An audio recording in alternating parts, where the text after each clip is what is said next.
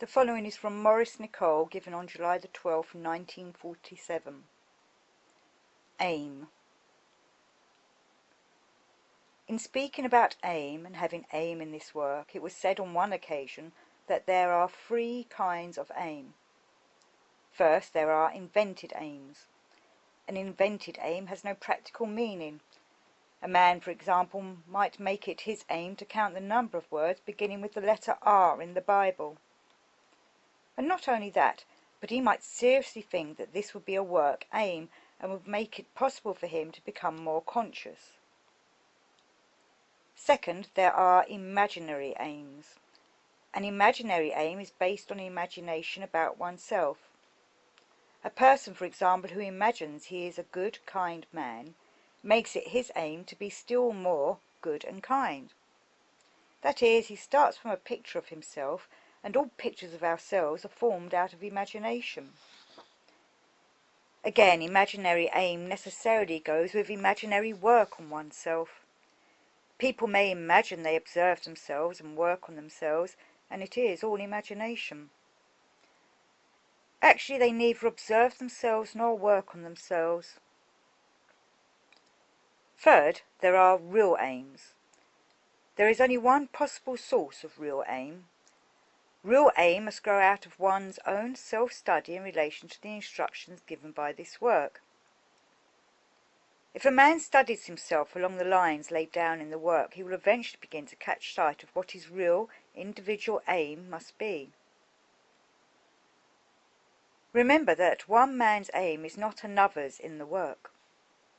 Although the method of self-study is the same for all in the work, it is clear that a number 1 man, whose centre of gravity lies in the instinctive or moving centre, will have to work on himself differently from a number 3 man, whose centre of gravity lies in the intellectual centre. Each, to become balanced so that all centres can be equally used, will seem to move, as it were, in an opposite direction.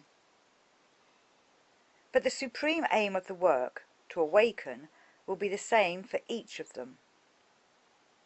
At first, invented aims are necessary in order to see how difficult it is to keep them, and how mechanical we are, without realizing it. For instance, a man decides not to sit down until 6 o'clock. Of course, this is merely an invented aim, but in trying to keep it, he will observe how many different and contradictory voices speak to him, and he will begin to realize that he is not one eye, but many eyes, and many other things that the work teaches him which he has not yet realized in practical experience. For if a man or woman do not apply the work to themselves, they never advance an inch, and quite naturally.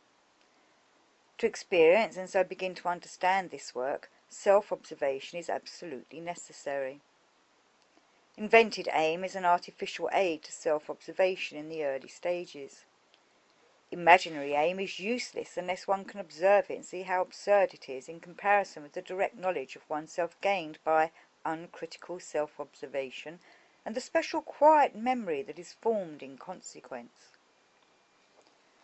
Real aim, as was said, grows out of one's own study of oneself. It changes at different stages of the work. For what has been done it is no longer necessary to do. Each stage opens a further stage, as in the case of a journey.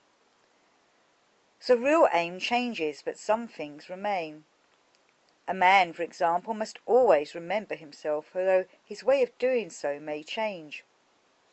At first, by self-observation, he realizes he does not remember himself, and realizing all that the work says about the necessity of reaching the 3rd state of consciousness, where only help can reach us, his aim becomes that of trying to find out for himself what self-remembering is. This arises out of his self-study by observation, for he has seen he is asleep and does not remember himself.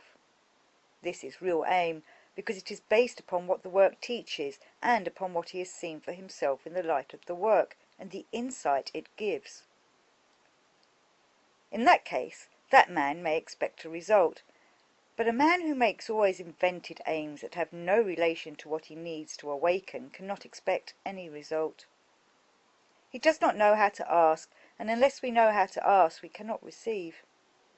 When we begin to notice what puts us asleep, we are nearer the possibility of asking aright, that is, making real aim. For aim is really request to which we desire response.